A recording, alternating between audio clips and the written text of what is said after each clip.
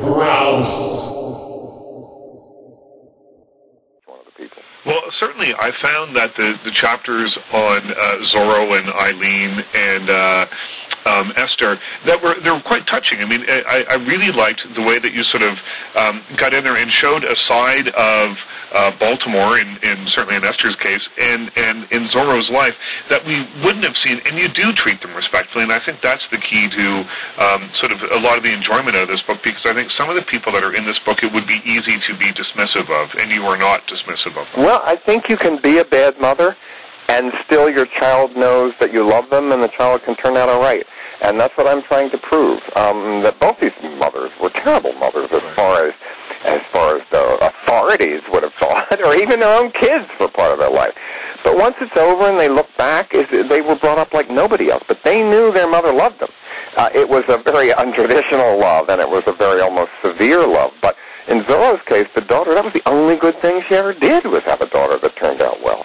And these people had extreme lives, and I'm fascinated by their extreme lives. I joke that, growing up as Zorro was like one of my movies, but this is real. So what is it like when it's really to be in a John Waters movie? It's very different than something that I make up to be funny. Well, it's true, and I was going to ask you about that comment about the idea of like actually living in a John Waters movie. I mean, this is something that you had presented, obviously, those kinds of stories. But when you met these people, I mean, these sort of people must have been, on some level, the inspirations for the early films. Certainly they were. I mean, all people like this. I'm always interested in everybody I write about in the book, mostly, especially the people that aren't in show business, thought they were normal. Yeah. But they were actually completely insane. And that's the kind of people I make movies about. I don't make movies about eccentric artists. I make people about regular people that act crazy, because I find that fascinating. I find people's personality fascinating. I do try to understand everybody, and that's what this book is about, I think. These people have had it worse or better than me, and they've had to be brave. And brave is a complicated word, what that can mean, but they somehow have survived. Even great success like Johnny Mathis, which sometimes many people cannot survive that either, or terrible things like Leslie Van Houten that lives with terminal guilt for something she did when she was 17 years old. Or 19, whatever she was when she did it. So, I mean, it's each one of those people did teach me a lesson in a weird way. One of the points that you make in the film, or in the book rather, is that Tennessee Williams taught you a great deal as well. Though I don't think you ever met him. No, I didn't meet him, but when I was a kid, and I read something about him in Life magazine. Believe me, Life magazine was when I was in the 50s, was really great, because you found out about Jackson Pollock and William Castle and every possible weird thing. Beatniks I've read about in Life magazine. But when I finally got the Tennessee Williams book from the library, and I had to steal it because they wouldn't give it to a child, I realized there is another world, Bohemia, that no one had told me about, especially in the 50s. I knew I didn't like Ike, but I didn't know why. And so this was a way, he did save my life in a way. He pointed me, there was another world of people that didn't fit in and didn't want to fit in, and could be artists and writers and everything. So that is why he did save my life in a way. Well, you talk also in the book about how you shouldn't try to shock your parents. You should try and shock your peers. You should try to shock, fashion-wise and creatively, you should try. It's easy to shock your parents. What you should try to shock is the people, if you're a teenager, 3 years older than you, that just are the coolest ones. Then you knock them off the cool mantle because you finally find what gets them, and then you're the coolest. But do you find now that people don't, I find now, that people don't express themselves in the same way. There's more of a uniform now, I think, than there ever has been.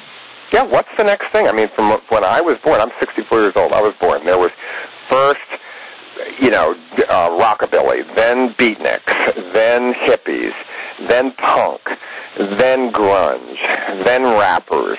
Now what? There hasn't been anything for really a long time. But I look and I don't see a great deal of individuality. What is it? That's what kids, why aren't they getting on my nerves? Mm-hmm. They should be doing something now that's starting some new thing. There is no new trend. There is no new look. They might have nostalgia. You see somebody now with a mohawk. That's not new. That's like a Halloween costume. And 40 years old, the idea of it. Well, no, the worst is a dork knob. That's my age, balding with a ponytail. That is the worst possible look you can have. I'm going to ask you about two people. I hope you don't have one. And if I you do not. Okay, good. I do not. Thanks for asking. And if you do, to hell with me. You don't have to follow my advice. Let's talk. You've mentioned Leslie Van Houten a few times. I know that this is a chapter that sticks out in the book on some levels because it's the only chapter which is very serious in tone. Yes, there's no jokes in it. No, not a lot of jokes, or no jokes, no humor in here at all. Tell me, well, first of all, I guess let's start sort of at the beginning. What do you think drew you to the Tate LaBianca murders to begin with? Because I was making movies in 1968 that were anti-hippie, but I was a hippie, and my audience was hippies, so it was basically punk rock before there was such a thing, or I had ever heard of it. We were making movies for hippies to horrify them, with Divine being a killer and violence and everything anti-peace and love. And at the time when that crime broke, I realized that they actually did it. I had this outlet for humor to do it, but they did something. They ended hippies in a way, in a terrible way. They were ever what your parents always said: if you take LSD, you're going to turn into a psychopathic lunatic. Well, it happened, and so to me, it was fascinating, and I apologize for that in the chapter. That I was a kid, I treated it in a smart-ass way. But that was before I taught in prison, before I met some of the people that were victims of Manson and also have ruined their whole life and have certainly ruined society and other people's entire families because of their actions. In the chapter, I bring up everything I could possibly find. The most greatest hits of the worst thing the victim's relatives could have said against her. I had to do that. Right. And a defense lawyer doesn't do that. So I'm beyond being a defense lawyer, even though in a way it is my defense of my friends. People ask you when you're in jail, will you write a letter to the parole board? Well, this is my letter to the parole board. It's just 14,000 words long. Right. Now, when did you realize that you and Leslie Van Houten were more than just, I mean, initially it was a relationship between a journalist and a subject. She wouldn't. I mean, I went there to interview her for Rolling Stone. She said, I don't want to be in a newspaper for what I did. I'm ashamed of it. But then she said, but if you want to correspond, I will, but I don't want that. I'm not proud. So we became friends, and I just completely gave up writing about her. I never thought about it for all these years until 20-some years later, and I'm writing this book about role models, and I asked her, and I said, I've known you for a long time now. You are a role model to me. Somehow, to get through this terrible thing that happened, can you ever get better? Can anybody ever survive the terrible crime that she was involved in? And I think she has, and I think she deserves a second chance. So she knew then that I was going to write about her recovery and her rehabilitation, which I do believe in, and it is about that. Now, on the other end of the scale, I wanted to ask about Bobby Boris Pickett, who's someone that you never met, but you say you listen to the Monster Mash almost every day. Have you listened to it today? I haven't today, but I have it right here. I even have a book about the Monster Mash. It's even more fun to do with Kleenex boxes on your seat, too, if you put them on. Howard Hughes used to do that, and I always was fascinated by that. I thought, why did he do that? Until I put them on one day, and do the Monster Mash in Kleenex boxes, and you will not need Prozac or any kind of drugs. It will put you in a good mood, even if you have chemical depression.